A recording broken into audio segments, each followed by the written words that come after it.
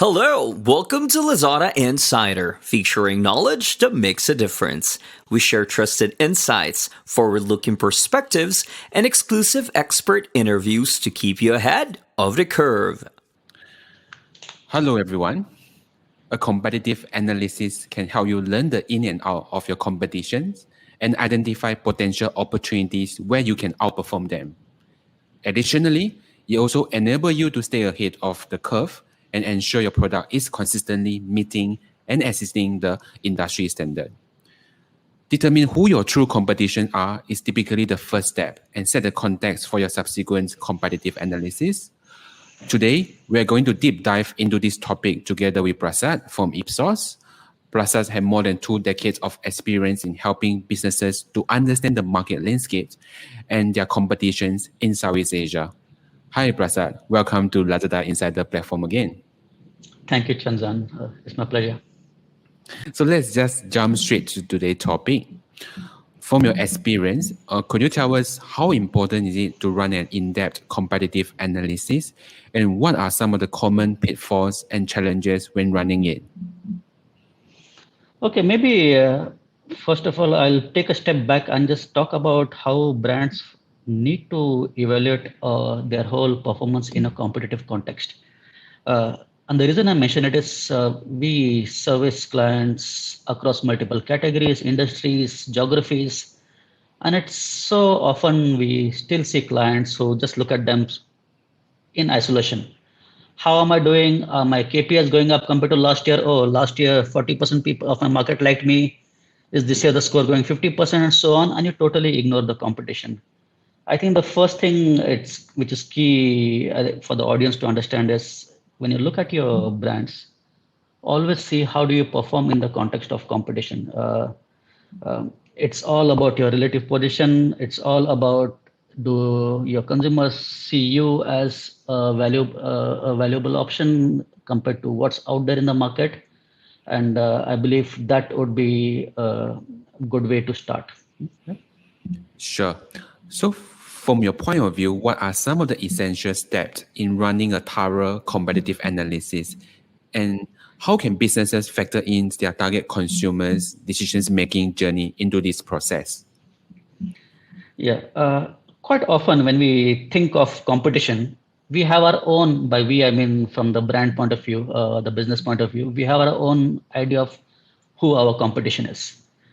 If you're a Tiger Beer, you think your competition is Heineken and Stella and Carlsberg, and that's it. But consumers don't think of it like that, especially with platforms like Lazada in the Play and all that. And when you can search at a click of a button, your competition is not limited to that particular store, which you might go to, that particular aisle, or what's available at that point in time. It's anything that can be available at the click of a button across multiple geographies. That's one. And secondly, the competition also, we have to look at it primarily from the point of what need is it meeting. Now during COVID, a lot of people are working from home. There's this whole ethos of trying to get fitter as you go along, and people are looking for fitness equipment. Now, if you're an indoor rowing bicycle, you might think other indoor rowing bicycles are your competition, but your competition could be a treadmill, could be an in-home rowing machine, could be a bicycle to go out, could be anything. So I think it's key to look at what need it is that you're trying to satisfy and keep an open mind in terms of competition can come across multiple product categories. And the framework, I believe, to go about looking at that is to see from the consumer point of view, how they go about doing this decision-making process. And we believe, I mean, of course, we can make it as simple or complicated as we want, but we believe essentially it comes down to 2 steps. What we call in a shorthand, shortlist and then choose, or basically consider and then choose. Take any product category. If you want to buy coffee beans, you might have a couple of brands in mind, and then between that you see which one you're more inclined to buy, or if you go to the store or you go online and see the price and availability and things like that. So I think it's understand these 2 steps about consider then choose is quite important to help see how consumers are making decisions when it comes to choosing your brand. Sure, I think that is interesting, and I wanted to deep dive a bit more. So, it would be good if you can elaborate and maybe give us some example on how digital commerce business could bring this to life. Well, digital commerce is a game changer. I mean, that's cliche to say it, but that's quite true. For the simple fact that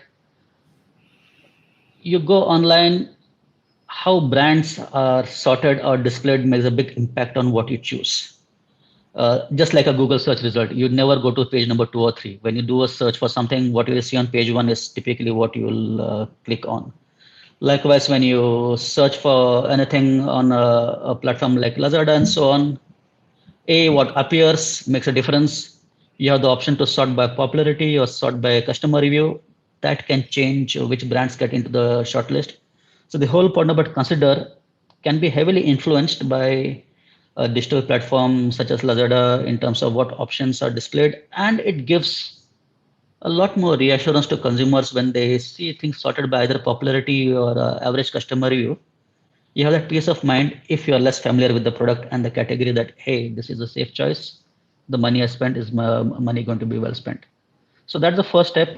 Digital platforms can help narrow the consideration set. And then between that, people may choose, and it's a cliche to think that people just choose on price, but if that's the case, premium brands and luxury goods would not have a market, but they do. So it's the value you're getting for the amount you paid. Does that make sense to you? And then that's the second stage where people evaluate, and that's a complex process altogether and how people evaluate. Uh, so I was just briefly talking about a couple of examples in the earlier question. I was talking about exercise equipment. So when you search, are you searching for bicycles or are you just searching for indoor exercise equipment? The options you get will differ a lot depending on how you are looking at this whole context. Now, if I am a indoor stationary bike brand and I know most of the consumers are coming to a digital platform such as Lazada in terms of indoor exercise equipment, then I know my competition is treadmills, my competition is rowing machines, could be anything, could be kettlebells to use at home, could be a lot of stuff. Then you know how to frame your value proposition when you're talking about it, either on the site or through communication. You know how to position your brand in the relevant context. Yeah. Sure. I think you highlighted a very important point. So I think nowadays digital commerce business the role of the digital commerce business already go beyond just transactions, like what you have mentioned earlier on. I think it is also important. During the consideration, during the pre-purchase stage as well. Cool. And we know that identifying your true competitions, set the cornerstone for the subsequent competitive analysis. What other information do we need to run a successful competitive analysis from your point of view? Okay. A lot of time, I believe most brands, most marketing teams spend a lot of money trying to own some finely tuned positioning, which may or may not be that relevant. And if I give an example, there are at least, I'm sorry to talk about alcohol, but it's a category close to me. There are 80 brands in beer brands in Singapore. Maybe a typical consumer, if you show them logos, might remember seeing 30 to 40 different brands in their lifetime. Do you honestly think that they can remember what each brand stands for? Unlikely. You can take any particular category. All brands, it's crowded. If you look at a moisturizer or face cream which you're buying, huge options, each with some slightly nuanced positioning and so on. I think the key thing consumers should focus on is the reason to be in that category. So there are certain hygiene factors which you need to move. Moisturizer keeps the skin fresh, young, whatnot. That's one. Secondly, I don't like to use this word salience. It's a very jargony word, but basically what it means is how strongly does the brand come to mind? That actually is quite key. So if the more associations you have with the brand, I've seen this brand on this ad and that ad, and my friends talked about it and so on, the more stronger it's entrenched in your mind. It's like, from behavioral science point of view, we call it vast mental network. So the more association you have, the more likely the brand is to make it to that first step, which is the consideration step. Once that's done, Then the second step is evaluation. So how brands can differentiate, how you can own a particular position or win in the marketplace is primarily by being more familiar. And how you be familiar is, in my opinion, less important. Uh, I don't think you need to say we have SPF 30 plus this plus this plus that. It's basically saying we can do a couple of things, but just keep hammering it in day out, make it a lot more salient. The key thing I want to talk about here when it comes to evaluating your brands in a competitive context is this whole concept of ranking. Now, Chandan, with your background, you probably are familiar with this whole aspect. How a brand ranks in a choice set has a vast more impact on actual sale. What do we mean by that? It's quite common to think that, oh, right now, if you ask consumers to prefer brands in a context, I'm not a big brand and maybe I'm number 4 out of the 10 brands. Maybe next quarter I move from number 4 to number 5. You might think, no big deal, slight decrease. But what we have seen empirically is when brands move just one notch, number 4 to number 5, or move up number 5 to number 4, the gains are disproportionate. So ranking does matter. And I think one key thing when you are judging yourself as a competition is to also see overall you could use many metrics in their preference, in their familiarity, in their spontaneous recall. Where do you stand in the ranking? The higher you move up over time, the more disproportionate gains you are likely to see. And which is why if you see a market leader, they typically have at least maybe twice the share of the second brand, which has twice the share of the third brand. And that's what I mean by ranking matters. And that's key to anything. Sure, I think that is very interesting. So when we talk about, for example, you start with considerations, you're building the salience and the familiarity of it as well. I think at the end of the day, what the brands or the businesses are trying to do is trying to differentiate themselves. Right. I mean, in the competitions context. So do you have other advices, I mean, to the businesses, how to create a successful brand differentiation strategy? Yes, I'll touch upon the key point which I was talking about earlier, which is the framework. It's good to put things in a framework. So coming back to the framework of consider and then evaluate, the key thing to understand or develop a successful strategy to own a particular market is in that particular target market, get a consumer point of view, either through surveys or your own in-house market visits and so on, and see how are they talking about a brand. Nowadays, you can even go online and there are a lot of data mining tools which can look at all the social media chatter out there and see how they're talking about your brands in that context. We can even analyze reviews on digital platforms to see when they say brand A, what comes to mind, brand B, what comes to mind, and so on. So it's quite key to understand in that context, how are they looking at you? Who do they see as a competition? And that helps a brand at 2 levels. A, it will tell you who's a current competition and who's a future competition. What do I mean by that? If we do a study on any snacking products, if you're into healthy baked nuts and so on, you might look at the current competition, which are other baked nut brands. But if you see other options being yogurt and fruit juices and stuff like that, doesn't mean you have to go in that category, but it just means that when you talk about a brand, you position your benefits in those contexts and not just benchmark it to the short-term category. So I think it's key for brands and clients to do some market assessment to see how do consumers talk about us. And that does differ. How consumers talk will differ not just by geography, how they talk about you in Singapore will differ by Malaysia, will differ by how they talk about you by age bands. And I'll give you a very different example. So can't name a brand, but we are doing some work for a major global beer brand. And in Singapore and Malaysia, they noticed that the sales aren't that good among the young, late teenagers, 20 plus group. It's changing a lot.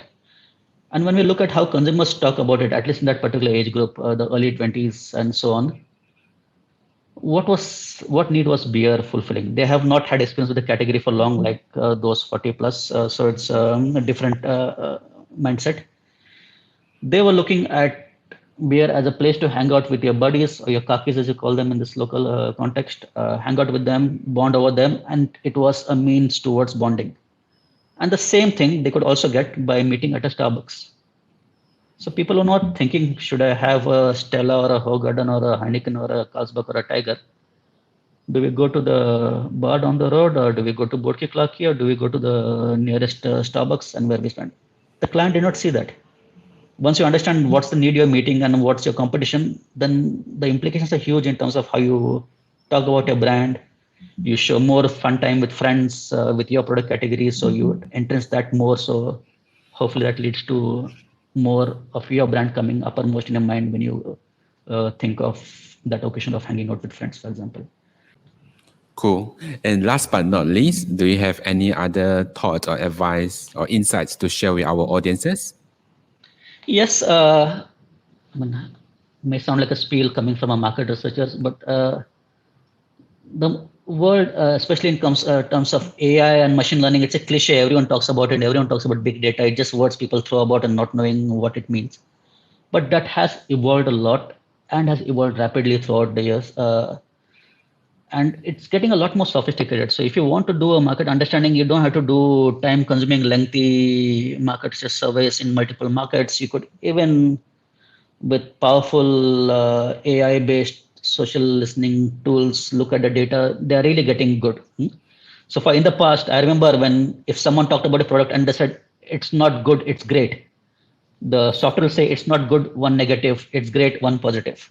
But it's a very simple example. But my point is now the software and the analytics are getting a lot more powerful that they can think things in context. They can you can understand multiple languages, and the translation is getting really good. For those of you who used to make fun of Google Translate when you put in one language and put out other words, and how it used to just jumble out some words which don't coherently mean anything.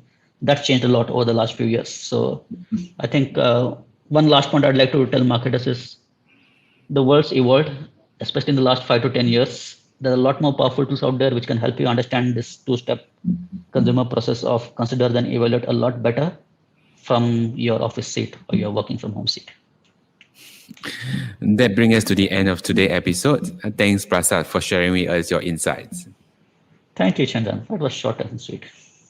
This is Lazada Insider. We hope you enjoyed this episode. Make sure you click follow and subscribe so you don't miss our latest insights and expert interviews. Thanks again for joining us. Until next time, take care.